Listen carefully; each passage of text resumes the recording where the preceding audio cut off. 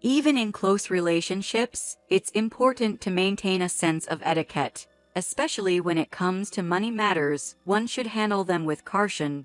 My mother used to say these words repeatedly in the past. It's surprising to see those words come to life in this way. My name is Sarah, and I'm 30 years old. I work part-time while enjoying life with my adorable 4-year-old daughter and my husband, Ted, who is a company worker. Our in-laws live 2 train stations away from our apartment, and it happens to be near Ted's office. So, from time to time, Tess ends up having dinner at his parents' place after work. Ted is very cheerful and a bit laid back. So, when he stops by his parents' house, he often completely forgets that I'm preparing dinner. I've asked him several times to let me know if he plans to eat there, but he sometimes says, "My mom mentioned she's making beef stew tonight," making me feel a bit annoyed. However, Ted's father is quite considerate and usually tells me in advance, "Did Ted tell you that he plans to come over here tonight?" Which is a big help. On the other hand, Ted's mother can be a bit mean. She teases me with remarks like, "Ted said he loves my home-cooked meals," and I can't help but awkwardly smile. She often looks down on me with a condescending gaze, always trying to portray herself as the most feminine and perfect mother. She would occasionally come into my room and said, "This room is a bit not suitable for Ted to relax in. What's in the fridge?"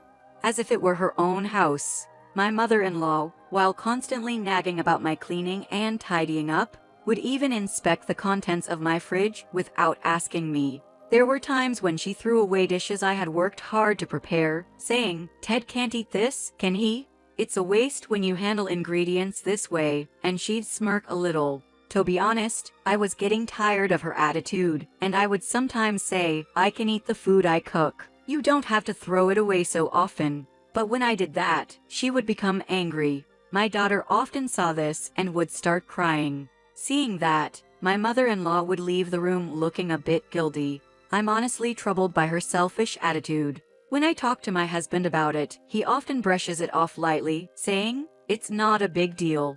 Aren't you thinking too much about it?" What initially attracted me to Ted was his friendly and energetic personality, but lately, even that seems to have changed a bit. When he talks to our daughter, it feels like his mind is elsewhere and starting to somewhat neglect his role as a father. What shocked me even more was that a significant portion of the money we had been saving for our daughter's education had been spent. Our savings had been reduced by about $27,000. Ted is the only one with the family bank card, so I'm sure he must have used it for something.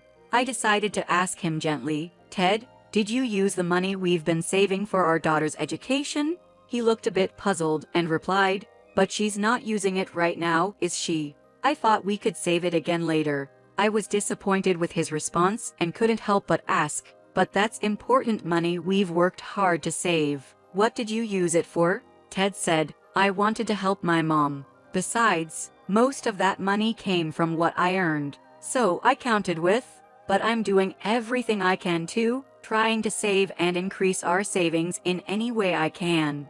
It escalated into a little argument, and I was worried that our daughter, who would have been asleep by now, might wake up. I said, "This could lead to a divorce. Of course, I know you are a good man, but when such basic promises are broken, I can't trust you anymore." He replied, "Then why don't you try that? Do you think you can manage on just your own income?" And then went back to the room. I was thinking about what to do very hard for a long time. I had decided to start a new life. Before putting my decision into action, an unexpected call came in.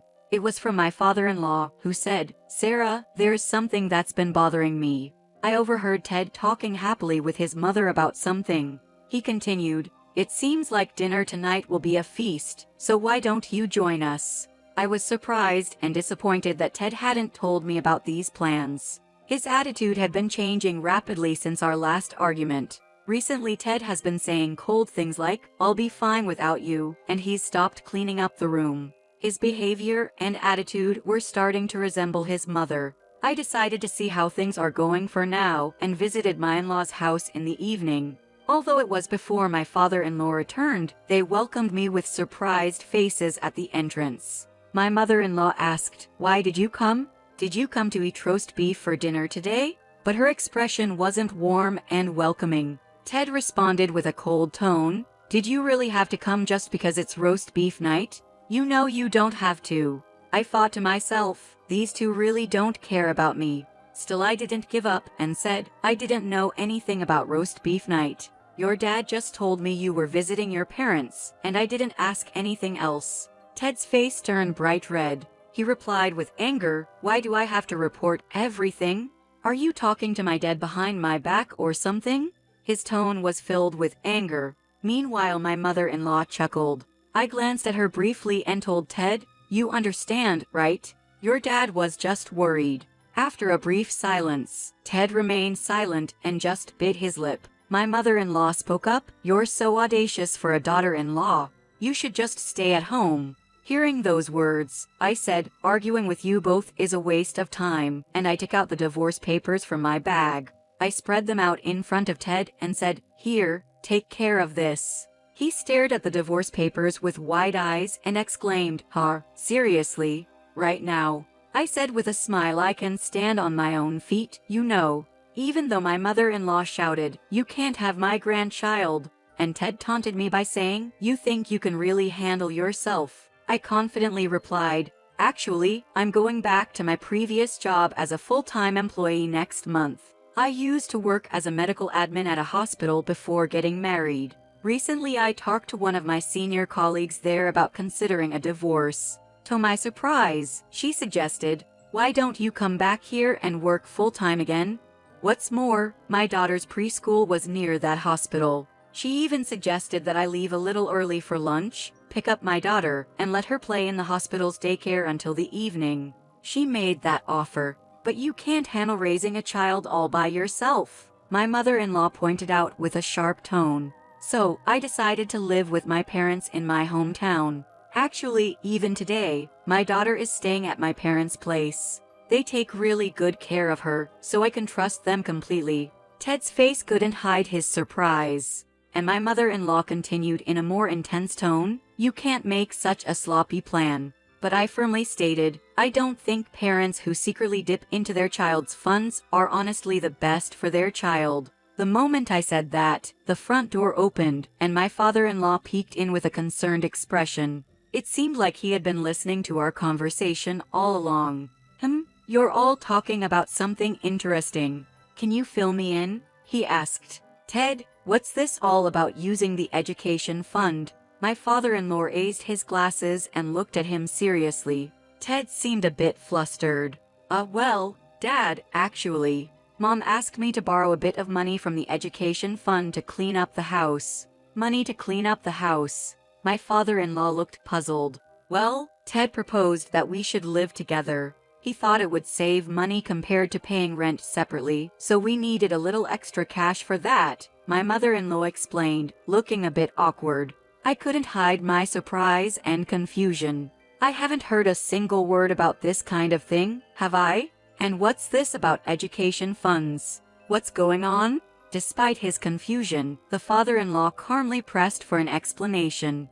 "Everything will be resolved if Sarah returns to her family. We'll take good care of the grandchild here," the mother-in-law pleaded desperately. "You can't do that. We as a couple made a promise, and that doesn't change," I retorted. Ted was insisting. "I don't remember making any such promise." I sighed and took out some documents from my bag. "Here, this is the paper we discussed and signed when we decided how to use the education funds." I had known about his irresponsible nature for a long time, so I made sure to have it in writing, just in case. My mother used to say, "Don't be vague about money. Write it down properly." "Oh, look, Ted's signature is here too," the father-in-law exclaimed with a slightly surprised expression. "Huh? What's this? I haven't actually read it." Ted seemed like he hadn't bothered to read the contents. Basically, this paper stated, if you use the education funds for something else, divorce will occur immediately. If there are children, custody will go to the other party. If you can't do that, you'll pay twice the amount used and proceed with the divorce. So in this situation, Ted was faced with a choice of either giving me custody or paying me $54,000. If you agree to your mother's request, you'll end up paying $54,000, and we'll decide what to do later. But keep in mind I also have evidence of all your past actions, so we all know how that will turn out," I said with a sly smile, and he was taken aback, whispering in surprise. Later, the father-in-law, looking somewhat weary, exhaled deeply and said to the mother-in-law, "Return the money you received from Ted. We haven't even started the renovation, and there's still some left, right?" Ted's face showed a hint of relief. If the education funds were returned, maybe the divorce discussion could be resolved somehow, and he might have harbored a glimmer of hope. But my mother-in-law hesitated and shook her head. "They's a bag I really wanted, and some new clothes. I just intended to borrow a little, but I ended up using it," she explained. Everyone was in shock, and I was speechless. My father-in-law couldn't contain his anger and confronted my mother-in-law. "Why did you spend such precious money?" My mother-in-law offered an excuse, saying, "Ted thought we could collect our grandchild's tuition fees later, so I ended up using it." "I can't believe you would use money meant for our daughter." "I won't give up my daughter to you. I'll take custody," I said firmly. My mother-in-law seemed shocked by my words, her mouth agape.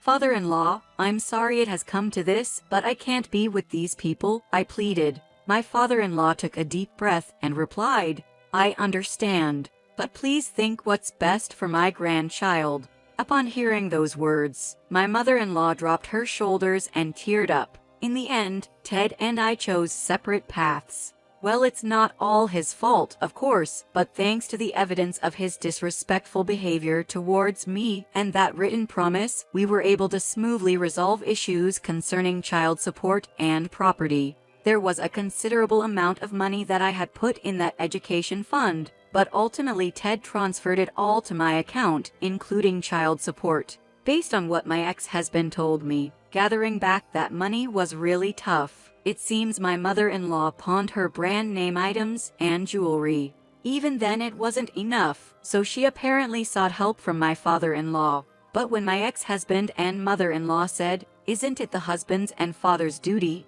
a little loudly, that led to a strained relationship with my father-in-law. My ex-husband started living with my mother-in-law, but even paying rent was a struggle. My ex-husband screwed up at work and his salary was reduced, so he proposed living with his mother in the first place. They rented a small place, but they still didn't have enough money for living expenses, so they ended up canceling his life insurance.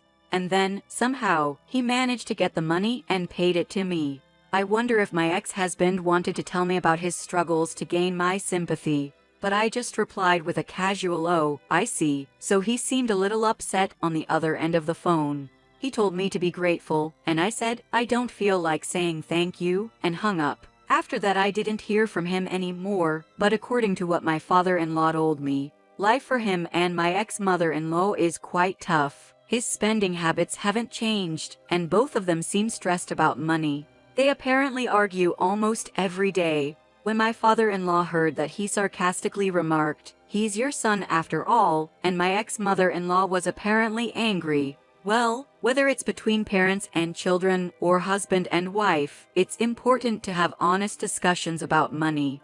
I realize that my mother has been saying that for a long time, and it's true, even now.